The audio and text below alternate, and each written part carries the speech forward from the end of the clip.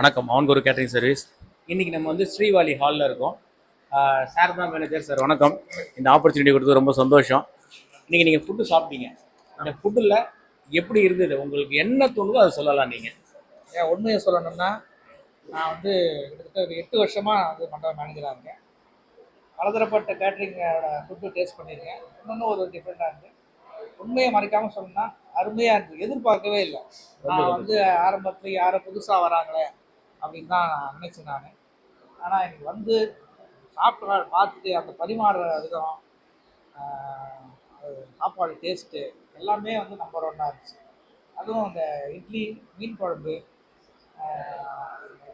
Coin parotta, mutton, இந்த வெத்தலை பாயசம் எப்படி சார் இருந்தது? சான்ஸே இல்லை.